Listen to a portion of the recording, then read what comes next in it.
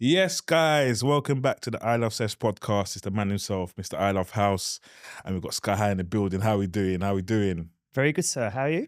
I'm fine, you know. You must be knackered, mate. You've been travelling all over the globe, innit? Yeah, this week it's been a little bit up and down. Obviously, I've just come straight from my Dublin gig last night, but I'm here for it. Yeah. I could tell you still got energy, but I thought you was gonna be like, oh yeah, nah. You look like you're good to go. You look like you're good to go and DJ again after. Always ready. Yeah. So how you doing though? How you doing, man? It's good meeting you, you know what I mean? I've been seeing the movement, you know what I mean? Obviously, you know, Poppy Ray and everything. So obviously Fire them right, and I've been looking and thinking, okay, energy, love the energy.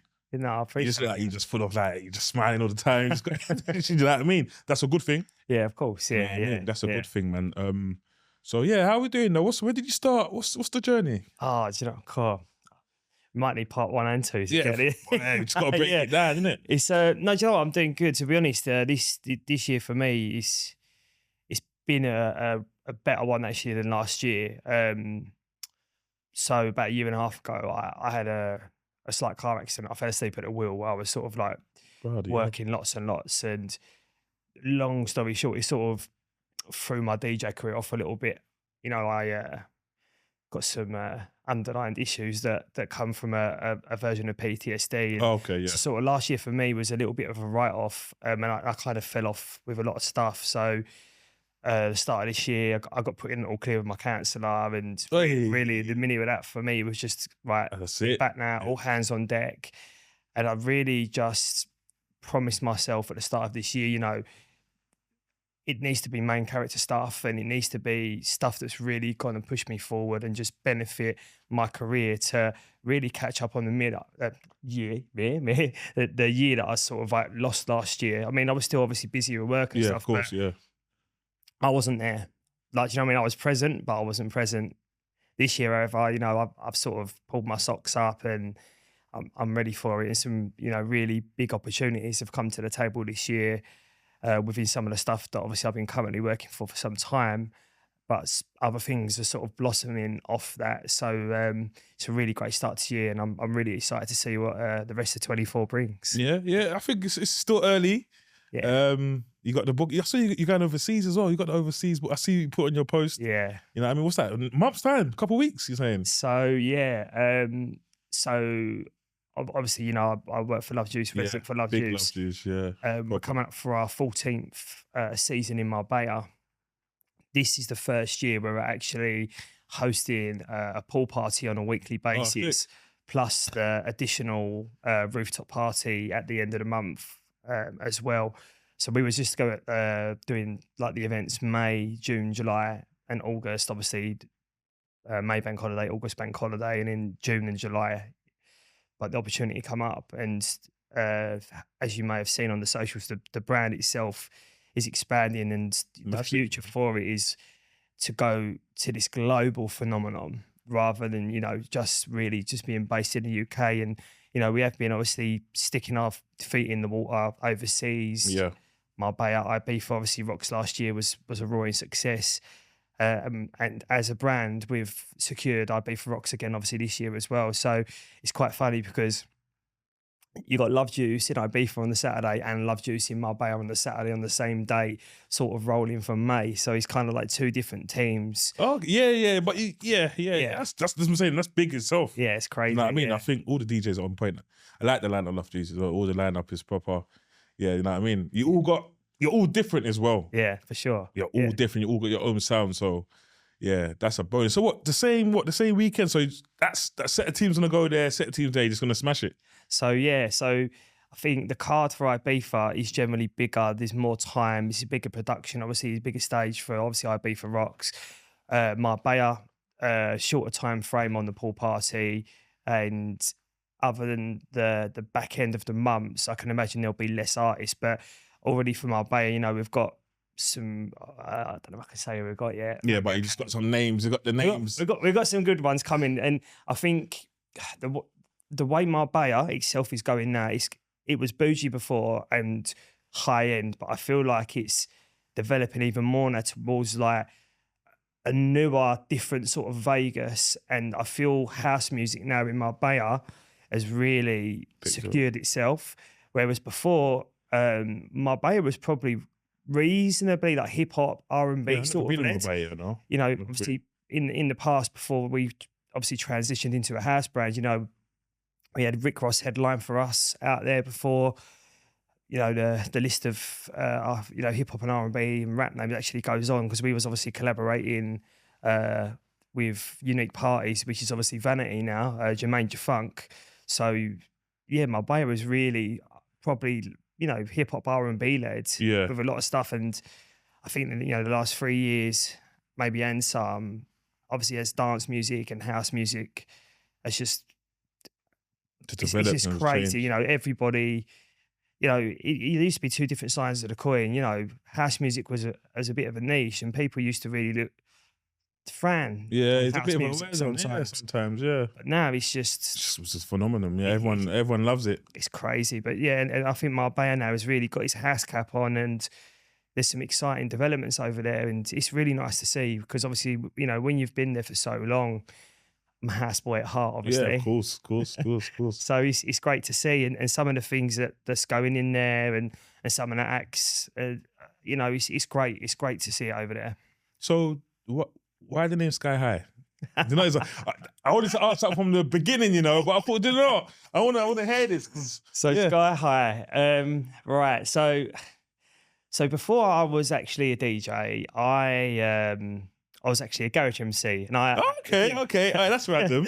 and I actually even had I actually look back at it now, and it almost makes me cringe. But I think part of your character as a performer, you gotta have your stories, and so my MC name was MC Bear. Obviously, my second name is Beerman, spelled B-E-A-R. So you put the two together, and obviously, like when I was in school, I was really like, you know, into like sort of obviously Dr. Dre, Eminem, you know, Ice Cube. I was really into like rap music, and I think as like sort of garage started to blossom in the UK, and all my friends in school started becoming like little bedroom DJs, I sort of just developed this thing, and I got literally into MCing, and I started projects. You know, I don't even think youth clubs are a thing anymore, but I was working with like my local youth club, and we was getting like the young kids to come in and trying to really like, because we was like an older group when we was doing it, and we was really just trying to keep everyone from causing trouble in the area and off the streets.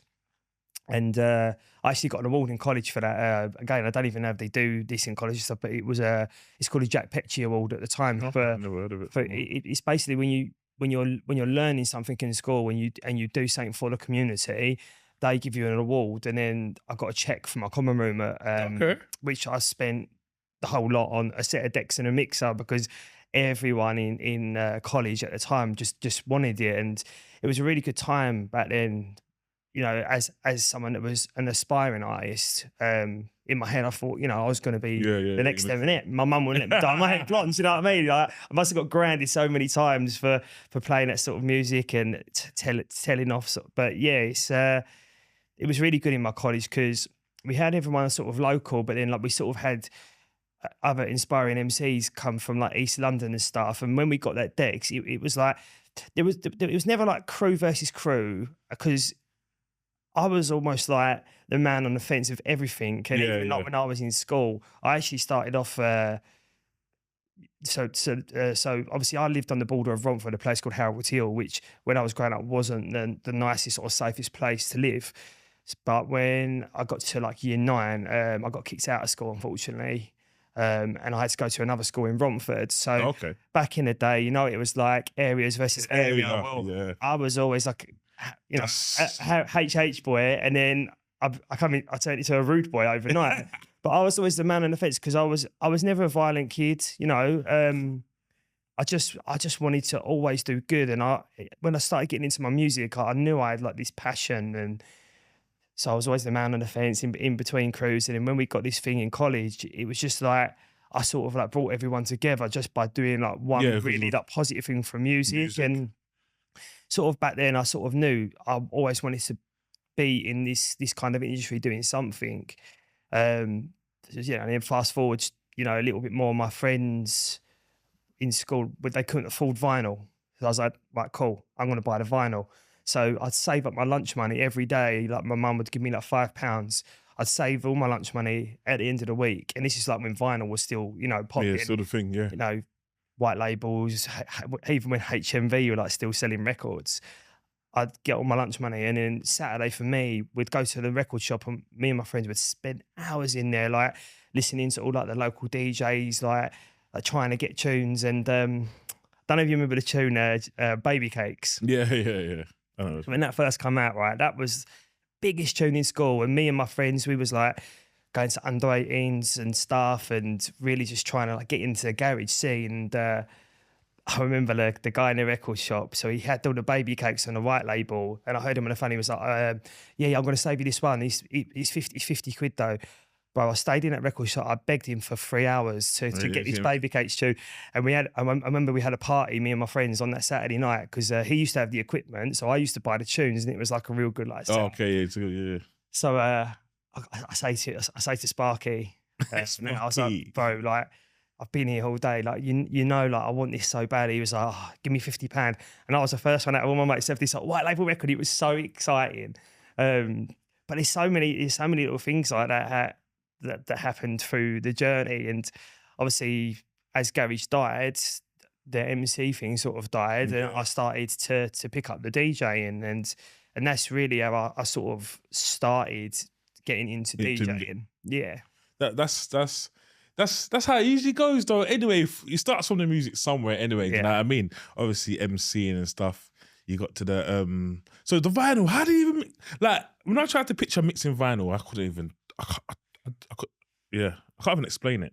Do you know what? Like, how you mix a vinyl? Mixing a vinyl is, being honest, if someone put a set of vinyl decks in front of me now, I would definitely be so rusty. But one thing I think is really sad about how things have gone so digitally, that excitement about finding the music, like, because like now like you go to a rave sometimes, and the DJs don't really delve in hard enough sometimes. So you go to a rave and you hear the same song like 3 or 4 times, because obviously people use Beatport as their Bible. Of course. You know, which a lot of people do, and you know, the charts are great. It's a great source for music. But back then when it was vinyl, people would search so hard for like unique stuff. So even like when you was on radio and stuff, like you'd oh, what's that? Oh yeah, I got this one from Upmarket, or I got this one from Boogie Time Records in Romford. Oh, there was only like 20 copies made, but there's not really like that element of excitement on music anymore. And I think it's just, I think it's just a big part of even like learning as an artist as well, that finding your own sound, finding your own music, because obviously music is so accessible these days, you know. Or you know, if I'm playing something in a rave or a big event or something, and I think you don't know what it is, you've only got to pick up your Shazam. Yeah, Shazam, innit? Who invented that? Fucking hell. Who invented that? That's a fucking big fuck up. You know what? Yeah, now you say about that, I see a lot of people like this. Fucking hell, who invented that? I want to look that up, you know. Yeah. Yeah, digitally, everything's gone digitally now as well, innit? It's got great benefits on both. Yeah, of course. Because obviously, you know, my technical game, because of how digital stuff is, I can do so much more with the shows now. You know, 3/4 deck mixing, loop. You know, as the technology gets better, the stuff you can do on the decks is better. So if you're an artist or a DJ that is really active with the buttons and stuff like that, it's a dream. So it is really good on that sense. But yeah, no, I just wish the younger artists for today could really just experience that special moment, because it was a special time for any DJs that were coming up in that sort of time. Yeah, I think there's like I said off camera as well, back there, a lot of DJs. Just I think anyone, I won't say anyone could be a DJ, but I think people are just buying decks, what's the other one called?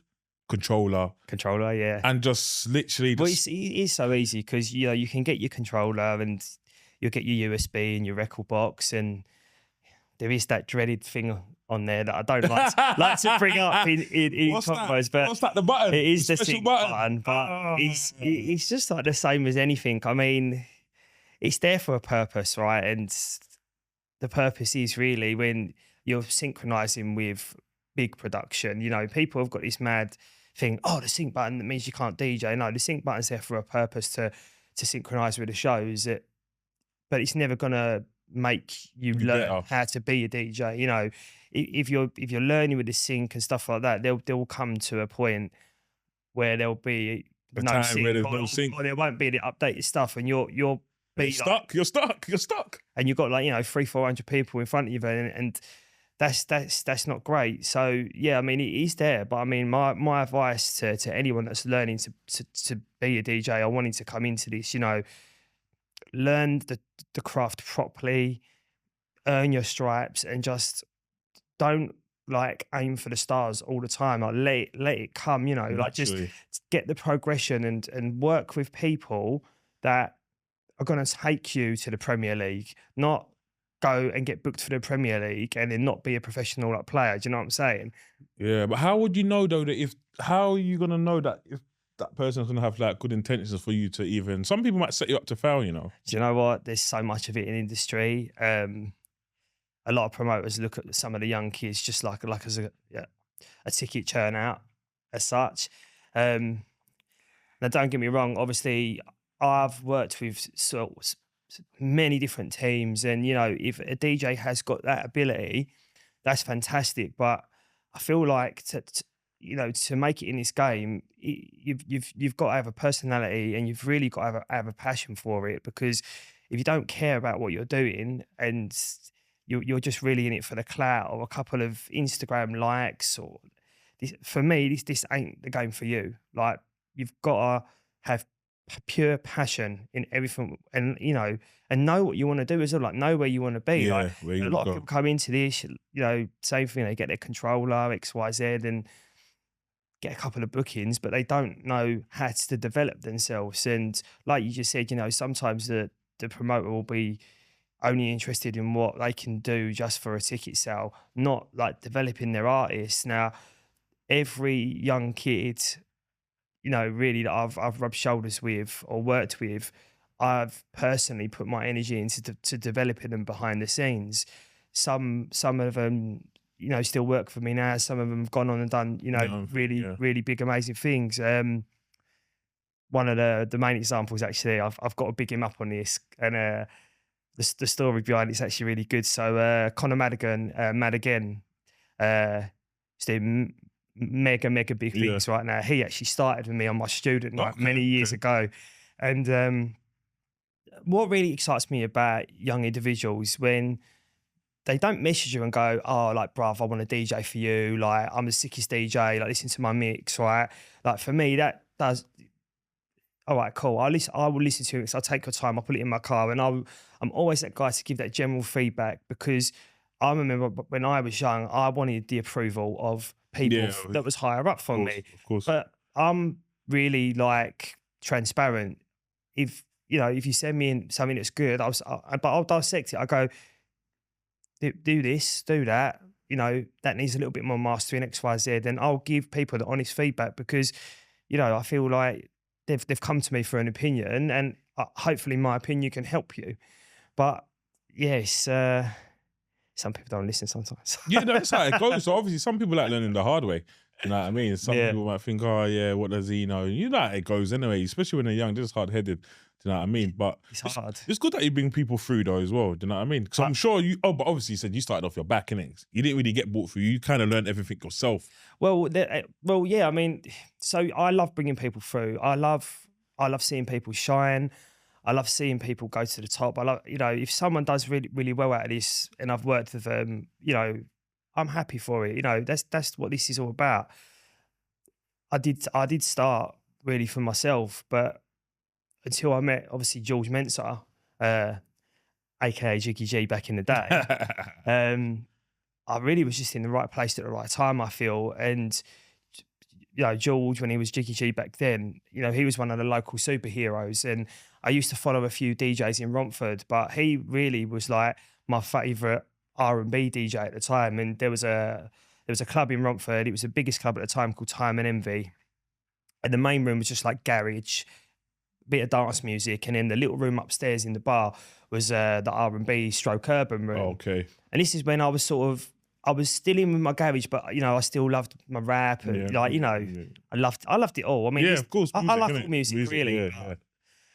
And he was my favourite DJ because the way he used to drop the tracks, like, you know, just really like smooth and sometimes he'd mix fast in and out. And I just used to follow him on the circuit, and I never knew him from Adam, but I always used to like, say, oh, what's going on? Like, brother, what you saying? Yeah. And then I was out. There was about 7 or 8 of us out on one night, one of the boys' birthdays. Come out the time at MV, and he's standing out there. And this was obviously back in the day. It was all CD and flyer promotion. Yes, isn't it? So my man gives me a CD. Oh, thank you. Yeah, I'll come to my new night. We're doing this thing called Fun Love up at Pacific Edge, which was right out of the way of the strip. You had to walk all the way to the top of the market, and it was a little remote club out of the way. But back then, that was like its own little thing because it only used to really play house music in this club. So I walked about 10 yards up the road, and I've said to my mate Craig, I'm going to go back and ask for a set. And he goes, oh, no, he won't give you a set. Like, don't be really. Just went, no.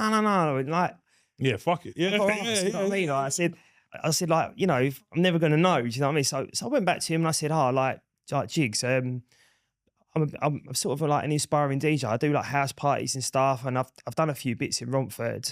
I was just wondering, like, do you have like warm-up sets that I could get involved in? And he was like, do you know what? I might have something for you. Let me take your number. So he took my number. I walked up. All the boys were in Subway, like munching, and oh, he's never going to call me. He's never going to call you. I'm sitting there like chomping on my steak and cheese, thinking, yeah, they're right. He ain't going to ever call me, is he? Like, so as you would do when you're young, you go out bed early hours in the morning. I think I woke up about 2 in the afternoon. As you do when you wake up, check my phone straight away, and then bam, there's a message from him. And I was like, this is brilliant. So I read him up on the voice. I'm like, yeah, like I told you he's going to ring me. So basically the deal was, I'd love to bring you on to the night. It wasn't great pay at the start, I'm going to be honest, you know, but I was just there for it. I wanted to be involved, you know. So he was like, the deal is you come and flyer on the high street for 3 hours, I think it was. And then you come back to the club and you can play the last 45 minutes. Yeah, that's all right. That's all right. But back then I think I was 20 years old at the time. For me, this was a real big thing, you know. I always wanted to play in my local clubs. Yeah, anyway, yeah. And that was the start of, which I didn't know back then, but that was the start of my whole career. And I do owe everything to him. Yeah. You know, he's like my big brother. He's mentored me through the good times and the bad. Yeah, I mean, I owe the game to him, man. He's brought me up from the ground upwards. You like to give people their flowers, and that's a good thing, you know. Sometimes you have to show appreciation, and I think a lot of people forget themselves when they start growing and start getting standing on their own 2 feet. You know what I'm trying to say? So that's a good thing, man. But there's a lot more to come from you anyway. Do you know what I mean? Yeah. Like you said, the years are young. You got back on it. You're back on your. Do you know what I mean? From what I see from your page as well, it looks, because obviously I look at pages and stuff a lot, you know what I'm trying to say, and I think it looks healthy. Like there's, what's the word I'm trying to look for? Engagements going on. Yeah. You know what I mean? And I think that's what's a key on Instagram as well. Like you said, the engagement, they need to see activity. Because like you said, sometimes they look at your page, they want to see what's what and what's not, you know? So, yeah, man. What advice would you give DJs though, like, what advice would you give DJs who feel like they should be somewhere where they're not? Do you think like they need to work harder? Do you feel like they need to stop complaining and just graft? Like, because I feel like there's a lot of people, I won't say envious of people, but I think this is a lot of people, how comes I'm not getting booked? How comes I'm not getting booked? I hear that a lot, you know, from a lot of people, you know. No, do you know what? I've had it a lot. When I was up and coming, we go back to the note, because I actually haven't answered you about my DJ name, but I can actually, do you know what, I'm going to revert back to that action right now. So I had a lot of shade on me as an early young man as DJing, because I used to get in the DJ box and my energy, like, I was just there for it. You know, I was just there clapping, even if there was only 50 people in the club. Everybody knew that I was like the hype man, you know, and I'd get in there and I'd just enjoy it. Whereas the rest of the DJs at that time, they would be expressionless. Just that. Like, not even really like them enjoying it. And I would just look at them sometimes and think, this is ridiculous. Like, for me, like, them people in front of you need to be looking at you. Yeah, of course. If they can see that you're feeling the vibe, you're having a good time, you've got a smile on your face, and you're just focused on what you're doing, which for any DJ, your job is to give them people in front of you the memories that give them the unforgettable memories that they're going to speak about at the next rave, or when they see, oh, brother, he's a good vibe, innit? Yeah, we could set a 338. We saw you last time, and so Skyhigh, the name, it really comes from that. You know, it really was just a light-hearted guy that used to be an MC that got in that DJ box and just wanted it, and I still want it as hard as I did back then when I was a young man. You know, every time I play to, you know, I do a big show, that I've still got that same feeling, and that's how I know that in my heart that this will one day develop into something where I can go above and beyond my wildest dreams. And whether it's now, in 5 years' time, I'll always be willing to put that work in and visualize it. You know, that's what you got to do. You just got to keep going. You just can't give up. But for the DJs that feel like they're not getting what they deserve, well, first things first, life don't ever give you what you deserve, ever. And you know, if you ever feel entitled, take that baseball cap off straight away, because like honestly, that's a strong word, entitled. That's what it is. They feel like you're entitled. You gotta earn your stripes by earning your stripes, and the only way you're gonna ever do that is by one single solitary thing, and that's hard work. And if the people that you're around are not appreciating you as an artist, and they're not appreciating your hard work, then the sad, sorry thing about that is you are in the wrong circle, my friend.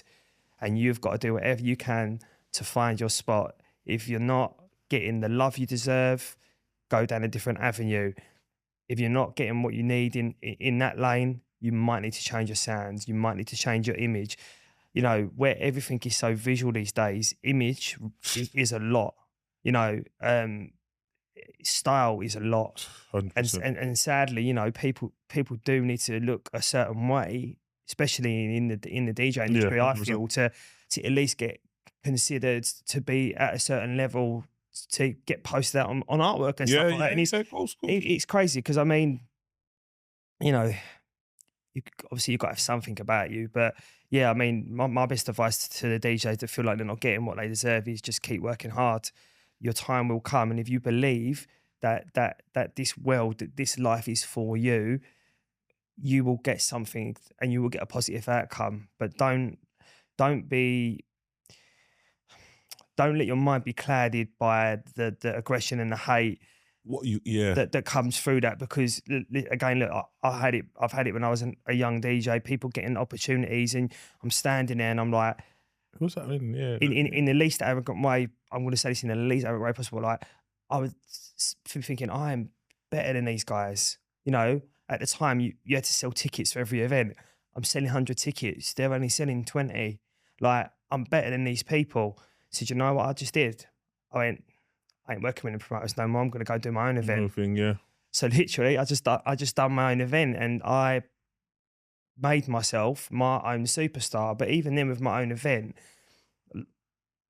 at the time it was like electro music, so I was probably like, I wanted to be inspired to be like David Guetta back then. Yeah, it's nothing wrong with that. And he still is one of my main, my main idols. You know, he's been going for a long time, and I just feel like what he's done with house music. And this is a big commercial comment, but I mean, I don't care about all that. But he's just changed the game so much. As you know, I think he's pushing 60 now. Yeah, you know, how old is he? Yeah, he's about pushing 60. And I used to inspire to like sort of do that. So all my DJs and artists and my team around me at the time, everything was always like a group decision. Like I think I had like 15 of us at one time, and my thing was called Social Circles.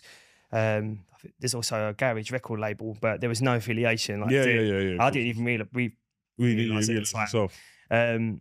So the whole team, it was like, you know, we were all together. You know, obviously, like, I'm the main DJ on my brand, but I'm going to work with all the undercard DJs. I'm going to develop everyone. I'm going to make sure the PR team's working hard.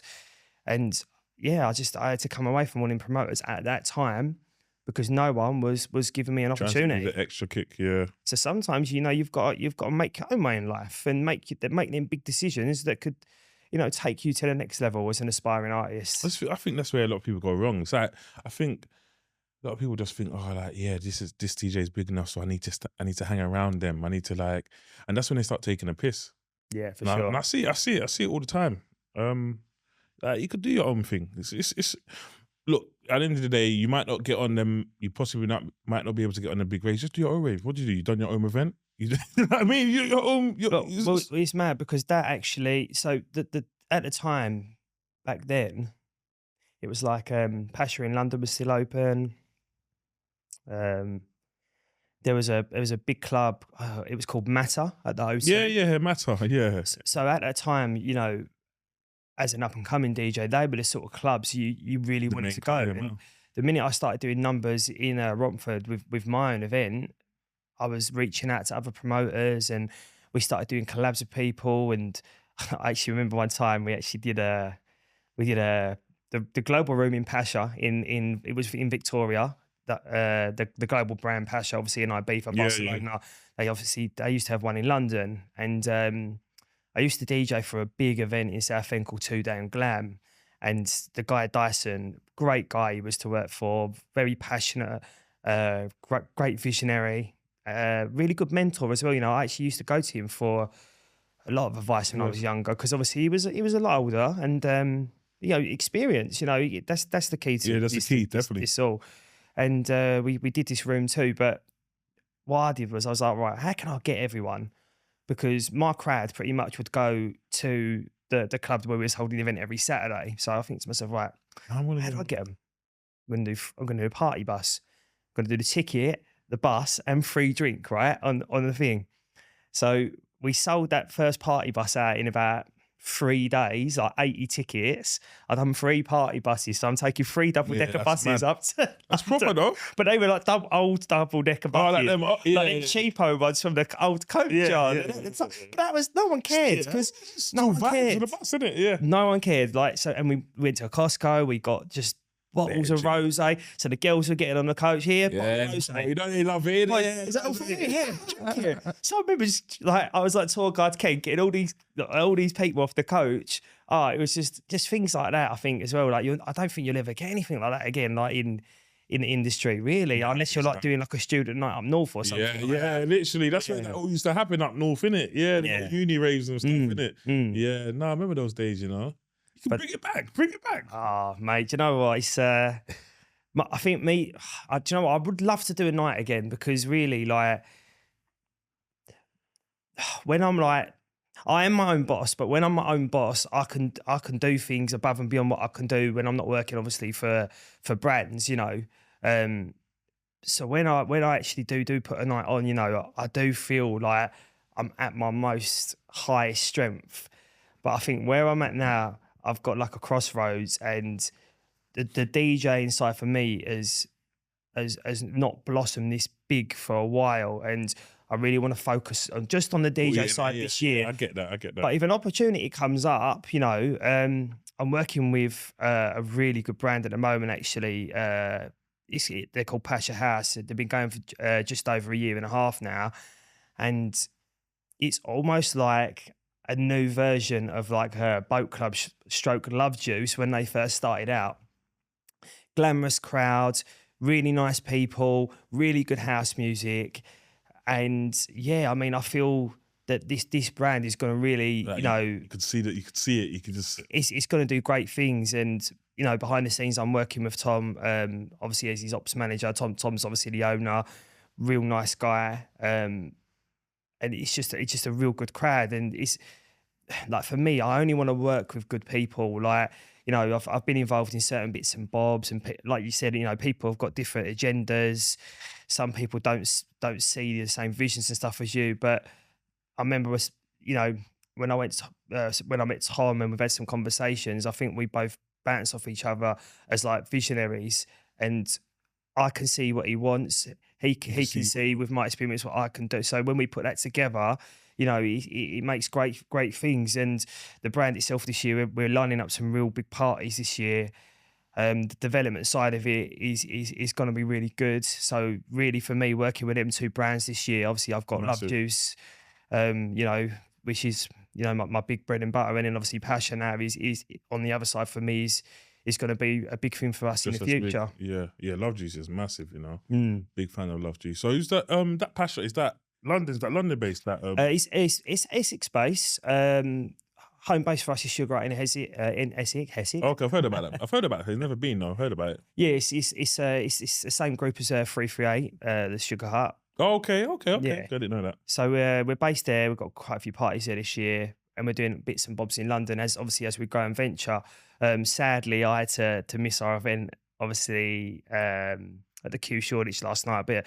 Was that last night? Yeah, the feedback was bonkers. I'm seeing the groups going off this morning. Yeah, I know if I can imagine. So yeah, it's good. It's a real good thing. I mean, I'm in a great position this year, and I'm so thankful for it. Really, like, you know, things are just going in the direction that I've wanted for a very long time, and I'm so grateful for everything right now. Whatever you're doing, you need to stick at it. So whatever you're doing daily, you need to just stick at whatever you're doing because it's working.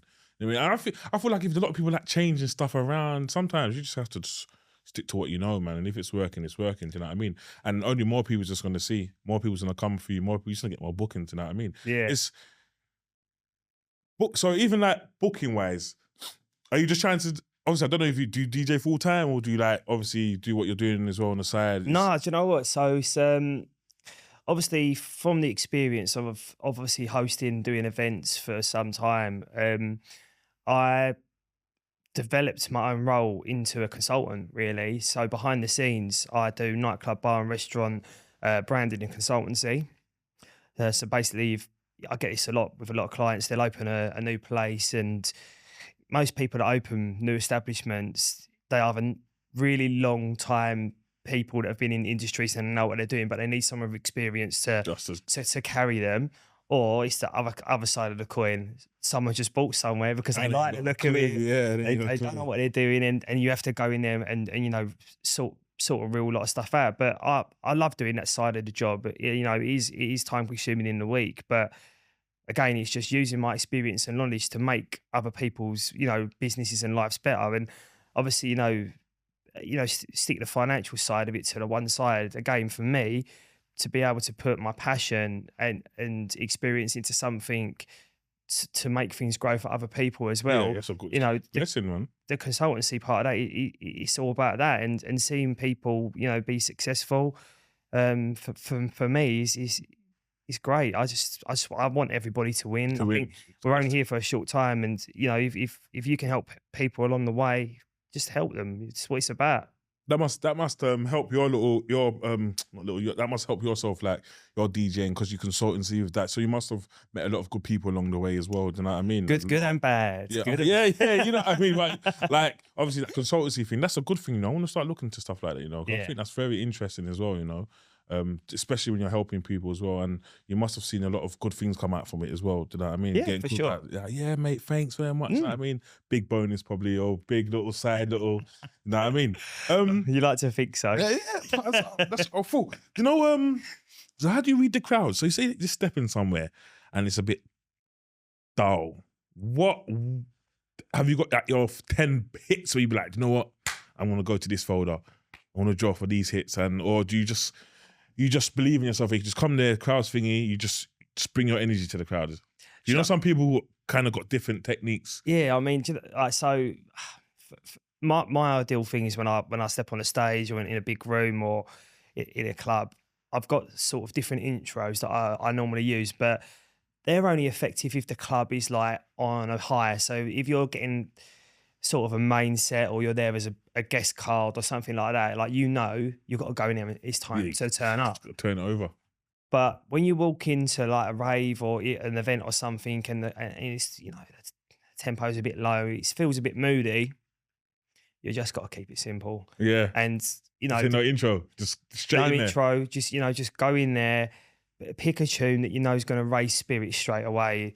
I mean, obviously different places, you know, are different when it comes to sort of house genres and stuff. But if I walk into, you know, if I get booked for like a reasonable like commercial club and I know it's flat, bro, I'm going straight up here and like Robin S, Show Me Love, bang, bring them up, couple of tracks in, bring them up, get into a nice level where they're bubbling, and then you can start bringing in the tracks that you've probably been waiting to play, or then you can whack in like a Skyhigh own production, follow it up with something that's like high in the charts. But then again, it's like you couldn't do that if I was playing an Egg, for example, because you know it's more of an underground thing. Yeah, but it's a bit dark, isn't it? there's still tracks that can raise spirits on any. Whether it's tech, whether it's underground music, like there's anthems in every lane. But I feel like sometimes people just want to do them too much. And at the end, like, look, if you book me for your event, right, you are paying my wages for that night, right? So, like, if I worked on a building site, my job is to come and to fit that scaffolding to the best I can. You know, to make sure it's safe, to make sure when the site manager comes around that he doesn't tell anybody off, that there's no problems, right? It's the same with DJing. If the promoter is booking you, you've got to go in there and do the job. You've got to do the job and do it correctly. Yeah, you could go in there and play you. That's cool. But if you ain't done the job, you're probably not getting booked again for that brand. And do you think that's rude of a promoter to say, like, look, do you know what? I didn't like what you done today. Do you think that's rude? Do you think that's what a promoter should do if they feel like so if I feel like I've paid you, you've come and you ain't done what I thought you would do, would you find it rude that I'm gonna tell you that, look, mate, I didn't really like that. I still pay you, but I think like no, do you know what? It's actually the reverse for me. I know a lot of people would be different, but if I didn't do the job right for you and you're paying me, by all means, tell me where I've done wrong. Tell me that you didn't like that track 3 tracks in. Can you not play that in the next show if I'm booked for you again? Yeah, cool. All information when you're a DJ is good information. Whether it makes you feel horrible, whether it makes you feel on top of the world. The only way we can progress is if we get the right and the honest information. If I've done bad, I'll hold my hands up, say, do you know what? Sorry, like, you know, I'll make sure the show's better next time, and I'll take the information away. And the next 2, 3, 4, 5, 6 shows will be great. But everybody needs that constructive criticism. And you know, if you're a sort of person that can't take that, then you've got to look at this game. Like this ain't for you. Yeah, trust me, this game ain't weak, man. Because not everyone's gonna feel the energy. Not everyone's gonna feel the sounds as well. You know, that's what I'm saying. DJs it's hard. I don't feel sorry for you guys, but bloody hell, man, because there's a lot of criticism flies around. Do you know what I mean? I feel like everyone wants to be in everyone's footsteps as well. Do you know what I mean? It's not an issue, obviously, but yeah, I just don't know how you do it, man. Nice. I think it's a special talent, though. I think DJing is a talent, you know. I think there's a good air for it. It's got to stay focused, honestly. Yeah.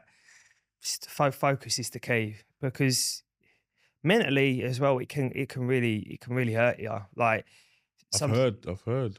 Ask yourself so many questions sometimes. And again, going back to, like, obviously I'm pre-cancelling, I would do a great show, Insta stories going up, iPhone lights going up. I'd leave the club and I'd sit in my car and I think, I don't deserve this. And I'd be like 10 minutes up the road, like, why am I telling myself that? Why are you telling that? Yeah, like, I've just gone in there. Sure, yeah. Thousands of smiling faces, like everyone's saying it's great, been a great show, but there was something inside me that wasn't accepting that I was worthy for it. Touch back on that now. I don't feel like that anymore. I feel like I've really overcome some of them demons which DJing does build for every artist. It's weird. I don't know what that is though. It's weird. There's so much of it. I feel like the big DJs, that are touring worldwide and stuff, probably won't talk about it enough, but they probably get it a lot. Yeah, because they're obviously there. And it only takes, 1 or 2 things to fall off that thing. And I think if you're a global phenomenon and, you're touring and it slowly just goes, that could hurt, So you've really got to, you've just got to enjoy every moment of this, take it as it comes, and just knowing yourself that you are a good product and you are worthy of this. I'd feel to anyone, because I've spoke to a few DJs and they've said similar things to me, and I'll always try and like help someone on an opinion level. Yeah. But I think guys more often just they've got this thing like they don't want to talk about their feelings or like you know, I just want to like really like say like guys should open up. Open up, yeah. Like, you know, we're all human at the end of the day, and you should talk about your feelings. If something is bothering you, Yeah, of course, especially if it's come to something like that, because it's just gonna bug you. It's just gonna annoy you. It's just gonna get you over the top. You know what I'm trying to say? So it's true what you're saying, though, man. Yeah, that's. What do you reckon it is? Why do you reckon they don't want to say nothing? Not to look weak. Not to. Do you think they just don't want to? It's just a thing how. Not so much now, I don't think, with millennials, but I think past that, you know, men have been built to, you know, also like mask their emotions as such. Oh, you're weak if you shed a tear, you know.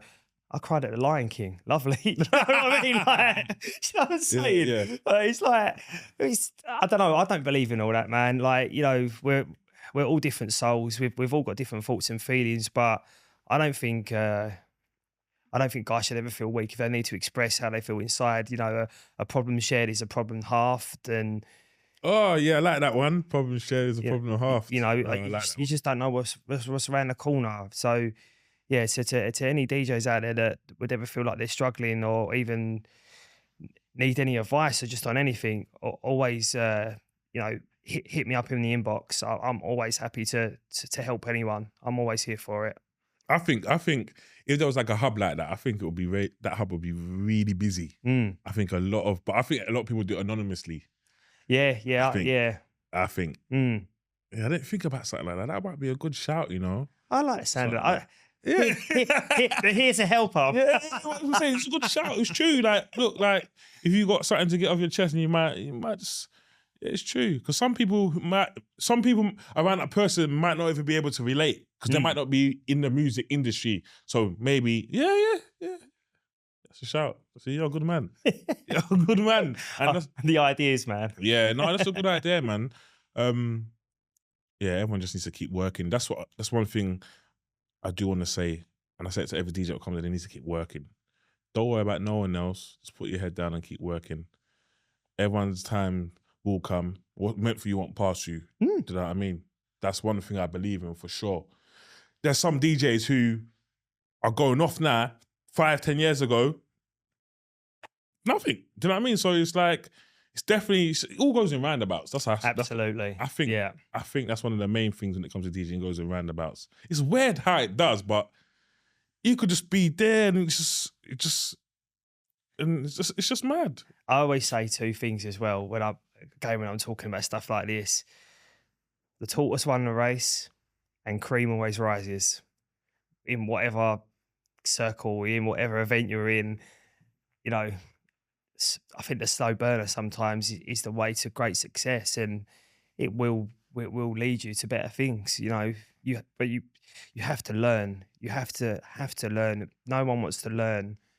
Learn the craft. If you're a promoter, learn all the business things, learn how to build relationships, you know, learn that money and profit is everything, but it's not everything, because people sort of, you know, once they start earning a little bit of money in this, they just turn into these monsters. And, you know, you just got to really just learn and just pick up everything and don't take shortcuts neither. Just do everything by the book and you will be successful. Yeah, shortcuts. I think that's what a lot of people rely on, the shortcuts. You know, I think shortcut as well. Even like, I feel like even when you put on raves, I think if you think you book the big names, you think that's gonna be the shortcut to bring a crowd. But I realised late that's not even the situation. Well, yeah, I mean, like I've got a thing about this, and I always have had this thought process about booking a headliner, especially back when I was doing weekly events. So, like I would do, I'd work in my residents and get them to a level where everybody knew their role. You know, everybody knew that he plays them sort of tracks. Everyone knows their whole. The list, you know, the list goes on. And what I would find sometimes is, you know, you'd book a headliner or like a guest, and sort of back then it was like club PAs as well, like a lot of Towie, Geordie Shore and stuff. And your numbers were very, you know, sustainable. You'd book the headline DJ or the PA from the TV show. The week later, your numbers go down to half. the whole thing about it is it's like, all right, it's great. And you think that the headliner sometimes is going to sell the tickets and bring more numbers. But the fact of the matter is, when you create a brand, people really are coming for your brand and the vibe that you are creating. 100%. It's like I use this in a lot of my consultancy meetings when I'm trying to break down stuff. You know, I'll do it with you now. So, what's your favourite drink in Starbucks? I don't drink coffee. Burger in McDonald's. Double cheeseburger. Okay. Why did you buy the double cheeseburger? Because I like the beef in the burger pulls the cheese. Because you like it. Is it the same everywhere you go in the country pretty much? Yeah. Okay, so it's the same with a nightclub brand. You know, people buy into products because they can relate to it. They know it tastes good. It looks the same wherever they go. So when you're doing a club night, you need to think to yourself as like a corporate. You need to create something that people are so familiarized with that they feed into it. But if you're chucking a headliner in that's not selling the club out, like I'm talking about 500, 600, 1,000 tickets, right? You're just putting in someone as a support card and they're not really being a benefit. Sometimes the headliners, I feel sometimes on a smaller level, can sometimes damage what you're doing because people are coming for your vibe. They're not necessarily coming for a vibe that somebody else is doing on 7 or 8 different raves. True. That's how I've always seen it. No, that's true. That's you know what? I didn't look at it like that. That's true, you know. See, I'm learning a lot from you, you know. Fucking hell, but I need to give you that call, man. Be like, look, mate, I'm stressed. How could I do this? But it's good to be like that. It's good to be business minded like that because you look at all aspects of DJing, all aspects of promoting. Do you know what I'm trying to say? And I feel like there's not a lot of DJs like that. You know, some people are just one way. Like, all right, cool. I play that sound. I'm just playing that. I'm not thinking, oh, maybe should I just do that to get to that? Maybe might open up that. Do you know what I mean? So, do you know what as well? Like going on sounds, like someone will say to me, "Oh, like what music do you play? Like, you know, what's your sound?" And I'll play house music, and they're like, "What's tech house?" I go, "Yeah." Oh no, I don't play tech house. No, I play house music. I play house music, whether it's minimal, tech, deep. Like I've never been one of them ones to jump on a bandwagon just to be cool because for me, I don't do this job to be cool. The reason I do this is because I make people's memories. You know, if I'm at like Lakeside or something, and I bump into someone that used to come to one of my nights, the first thing they'll say to me is, "Do you remember that time? Yeah, do you remember that time when you did this? And me and all the girls, it was so and so's birthday. Oh, when we have a pizza on a Friday night, we always bring this story up." And like for me, making people's memories is the best thing about this job. When I'm there and I see everybody having a good time, vibing, sick feeling. That must be a sick. And they're coming up to you after the show. They say, like you know, some people even come up and like, thank you for a great show. Like, thank you for the music. You just made my evening. You just You know, don't get me wrong. You know, we do this for a living, but that feeling and that is why I do this job because you guys save lives. Trust me. Believe it or not, you could have a shit day, put on your music, you just change everything. Put that music, they probably wanted to fucking do anything. Yeah, you know.